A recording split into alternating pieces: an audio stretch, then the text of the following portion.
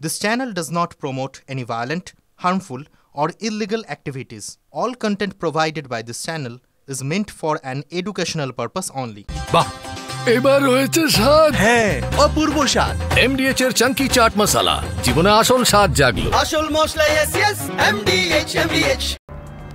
রাজ্যের এক এক জায়গায় না এক এক রকম অভিযোগ শুনি। একটা মালদার পরিস্থিতি বা মালদার খবর আপনাদের সামনে তুলে ধরবো। সালিশি সভায় না যাওয়ায় বাবা এবং সৎ মাকে বেধড়ক মার, ধারালো অস্ত্রের কোপ। মালদার হরিশ্চন্দ্রপুরে ভবানীপুর গ্রামে এই ঘটনাটা ঘটেছে। আমার সঙ্গে রয়েছেন সহকর্মী শুভতোষ।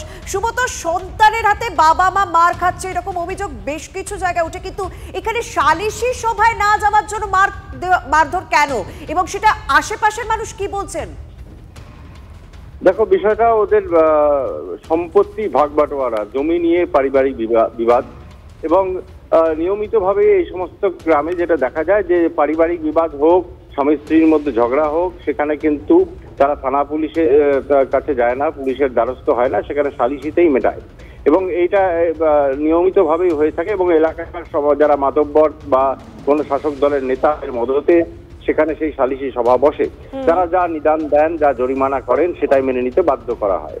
তো এক্ষেত্রে সেই পারিবারিক সম্পত্তি ভাগবাটোয়ারা, জমি নিয়ে বিবাদ নিয়ে সেখানে সালিশি বস। এবং যেহেতু এই ব্যক্তির দুটি স্ত্রী রয়েছে, প্রথম পক্ষের 4 সন্তান এবং তারপরে একটি সন্তান রয়েছে, এবং এই নিয়ে জমির সম্পত্তি ভাগবাটোয়ারা নিয়ে বিবাদ শুরু হয়। তো সেখানে সালিশি বসে, অর্থাৎ সম্পত্তির বিবাদ, সেই সম্পত্তির বিবাদ মেটানোর জন্য সালিশি সভায়, সেই সালিশি সভায় না যাওয়ায় প্রথম পক্ষের 4 সন্তান বেধড়ক মারধর করলো বাবা এবং সৎ মাকে। ধন্যবাদ শুভতোষ। সুপ্রিম কোর্ট নির্দেশ দিয়েছিল যে 6 সপ্তাহের মধ্যে বকেয়া 25% দিয়ে দিতে হবে, কিন্তু সেই নির্দেশ অনুযায়ী বকেয়া কি মিলবে? এখনো অন্ধকারে রয়েছেন রাজ্য সরকারি কর্মচারীরা। 6 সপ্তাহের মধ্যে বকেয়া ডিএর অন্তত 25% মেটাতে বলে সুপ্রিম কোর্ট। সুপ্রিম কোর্টে বেঁধে দেওয়া সময়সীমা শেষ হচ্ছে আগামীকাল। এখনো কোনো বার্তা পাওয়া যায়নি নবান্নের তরফে, খবর সূত্রে।